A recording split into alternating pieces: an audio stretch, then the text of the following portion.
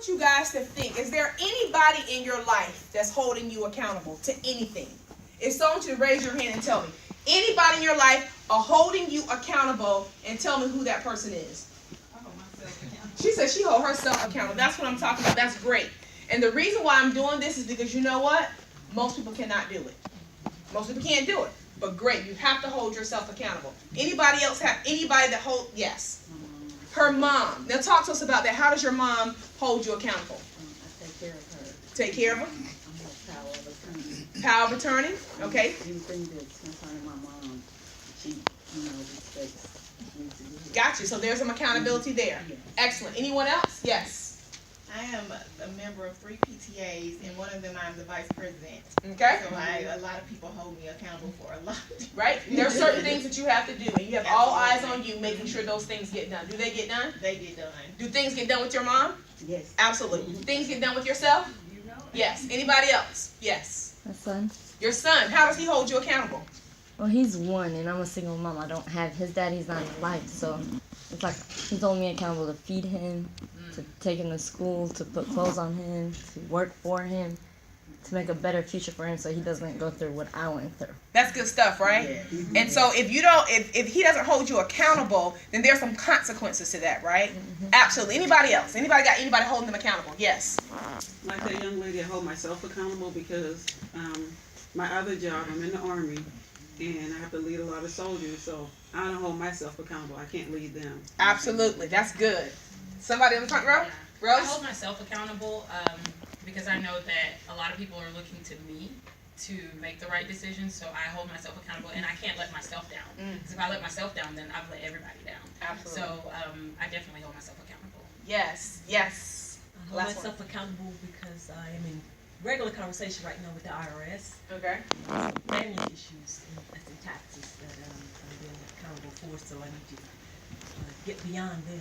Right. That's my first priority. Right. So we all agree there are certain things that we must do in life to make some things happen, right? And if we're not held accountable, there's some consequences that we're gonna suffer if we don't hold ourselves accountable or have someone else. Anybody here work a job? Nobody said employer. But that's a big accountability partner. Because if you don't show up at work, if you don't get the job done, your consequence is you don't get paid.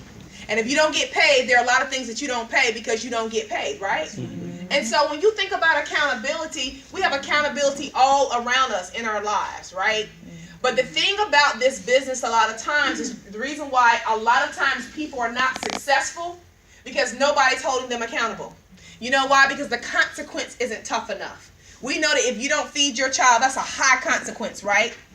But think about this. Most of you guys go to work, you work a job, your job dependent upon, you paying your bills, but it's nothing holding you accountable with this little home-based business.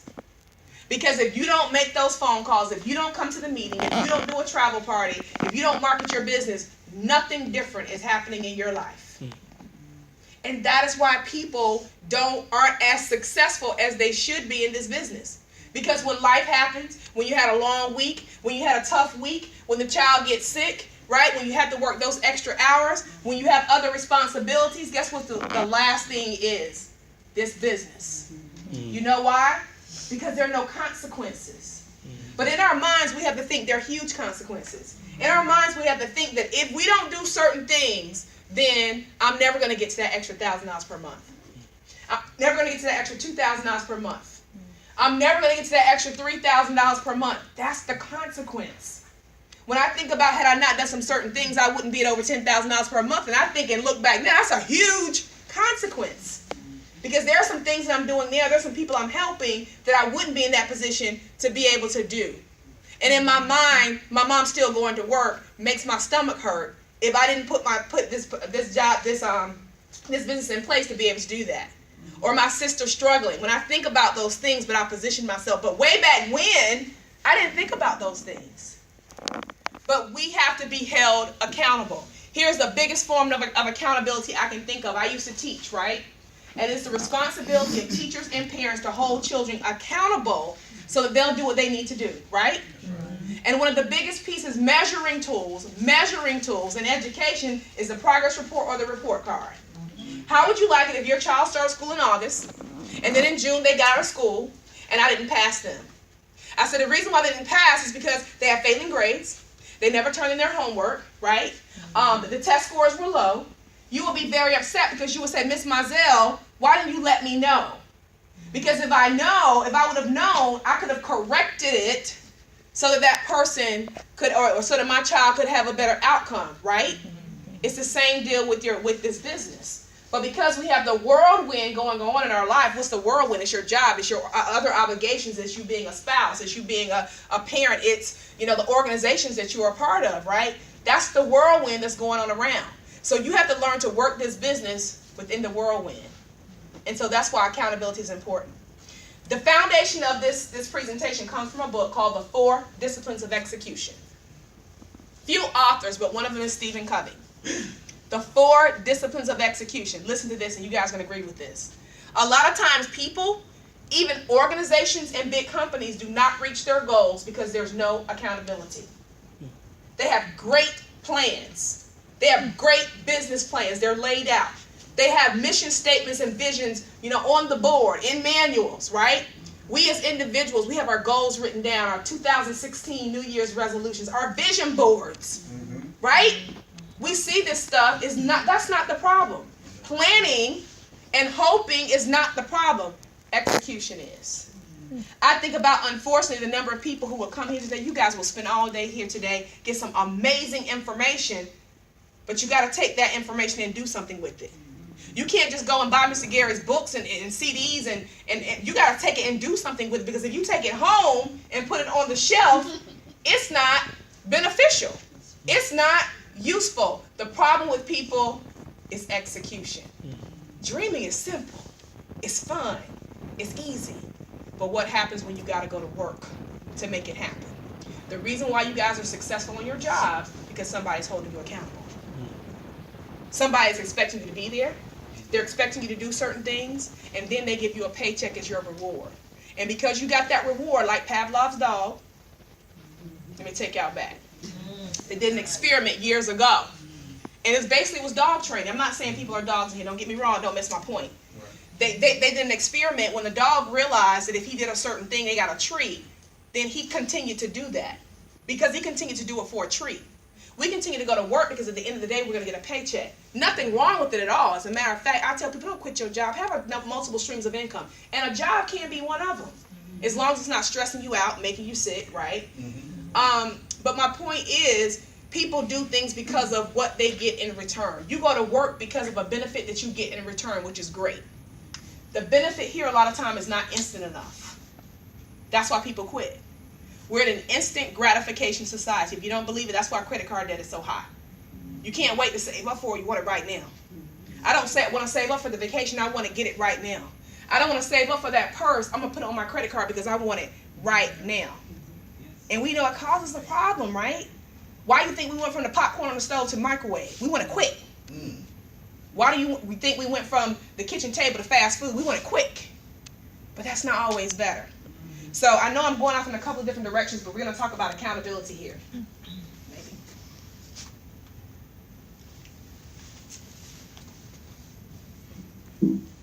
Okay, am I moving at all? Can I get some help, please? Somebody? Quick order. And how many?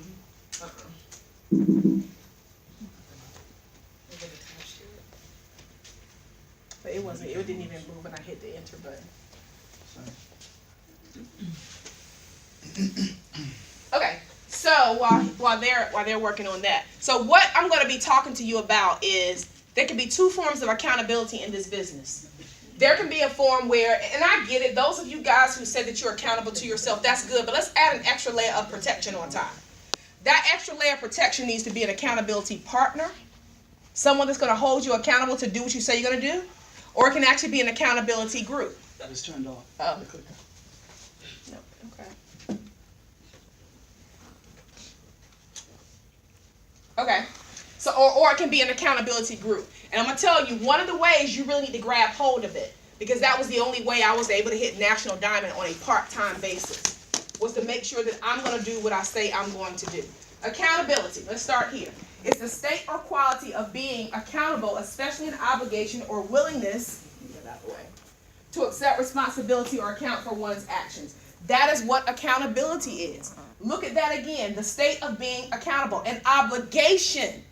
You got to look at this opportunity as an obligation, because if you don't do those things, then you're not going to hit your goal. Whether it's national, international, diamond, or 5-star presidential diamond, there's certain things that you have to do. Now, even though you have a plan and a plan that's clear and effective, without consistent accountability, it's not going to happen. Consistent accountability. Those of you with kids again, right? Is it not consistent accountability? Especially when they're really little, don't touch that. Don't go over there. That's hot. You're going to tell your child one time. And then we go and touch the stove again. You're like, I already told him.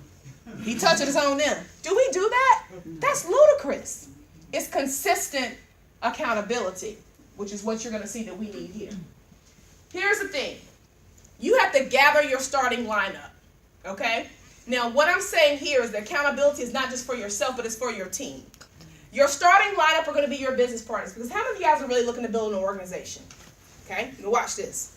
As people come into your business, you have to help hold them accountable to the things that they say they want to do. That is why we always talk about it's important for you to start with your why. Let people tell you why they're doing this business. And don't let them tell you they want to be an international executive. There's no emotion attached to that. Why? What is it? You know, maybe you want to be able to provide for your son or your daughter, son? Your son more. You want to put him in private school. Maybe somebody else say, hey, I have ailing parents and I don't want them to have to go in a nursing home. I need time and money to be able to take care of them. That's a why. I'm going to quit on being an international executive. There's no emotion attached to that. But I'm not going to quit on my mom or my son, right?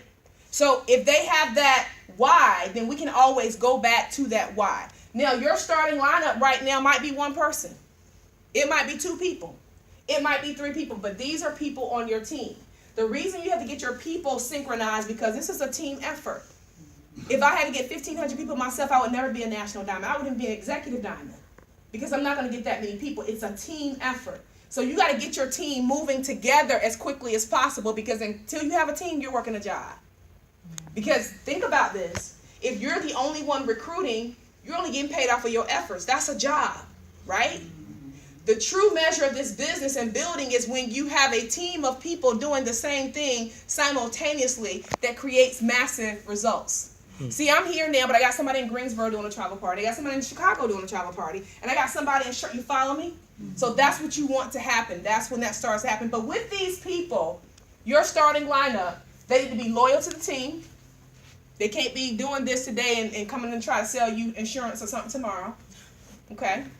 They can't be doing travel today, but then talk to you about how to drop 3 sizes in 3 minutes. They got to be loyal to it.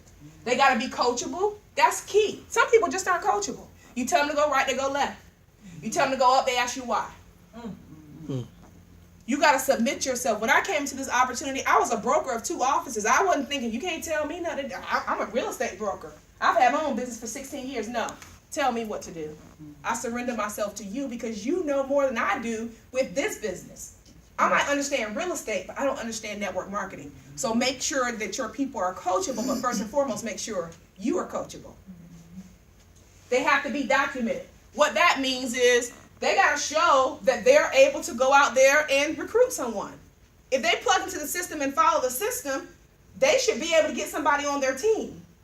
Document it, because now keep in mind, we're not talking about your entire team, we're talking about your starting lineup.